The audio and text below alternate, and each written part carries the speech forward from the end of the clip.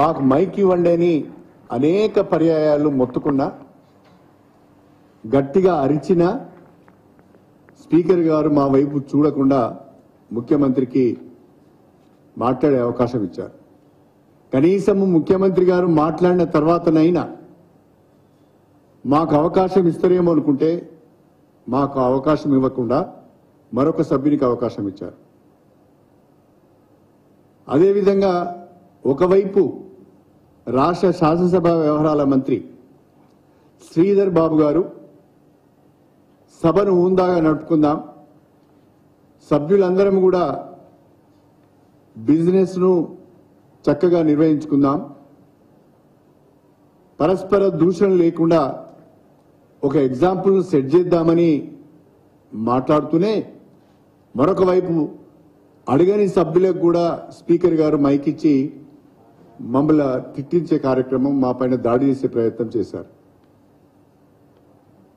ప్రత్యేకంగా స్పీకర్ గారిని పదే పదే మైక్ కావాలని అడిగినా వారు కనీసం మా వైపు చూడలేదు, మాకు ఇవ్వలేదు. అలాంటి పరిస్థితులలో అసెంబ్లీలో మాట్లాడే అవకాశం రావడం లేదు. కనీసం బయటికి వెళ్లి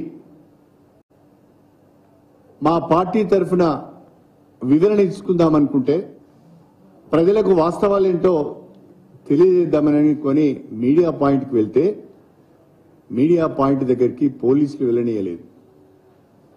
గత 10 సంవత్సరాలలో ఒకవైపు అసెంబ్లీ నడుస్తూ ఉన్న మీడియా పాయింట్ దగ్గర ఎమ్మెల్యేలు వెళ్లి మాట్లాడేది, మంత్రులు వెళ్లి మాట్లాడేది.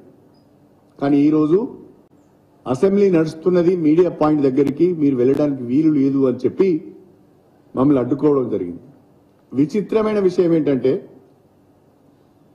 ప్రగతి భవన్ ముందట రోడ్డు మీద కంచెలున్నాయి, ఆ కంచెలను తొలగించాం, ప్రజలకు స్వేచ్ఛను మేము కల్పించామని గొప్పలు చెప్పుకునే, భుజాలు ఎగిరివేసే కాంగ్రెస్ పార్టీ, కాంగ్రెస్ ప్రభుత్వం ఈరోజు అసెంబ్లీలోనే మమ్మల్ని అడ్డుకోవడానికి కంచెలు వేయడం జరిగింది. అసెంబ్లీ ప్రాంగణంలో కంచెలు వేయడం జరిగింది.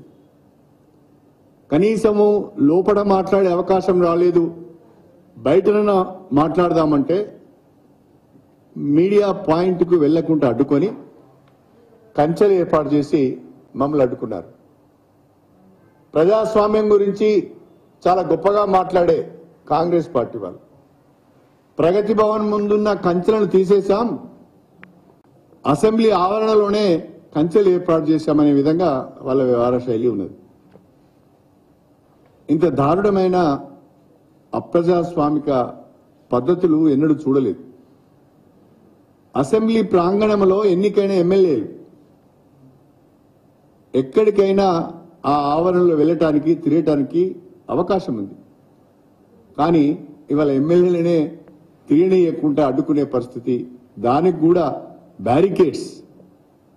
ఎట్లయితే మీరు అసెంబ్లీకి ఎంటర్ అయ్యే ముందు రోడ్డు మీద కంచెలు ఎట్లాగైతే పెట్టారో అదే పద్ధతిలో అసెంబ్లీ లోపల కూడా మీడియా పాయింట్కి పోకుండా కంచెలు పెట్టారు, బ్యారికేడ్స్ పెట్టారు.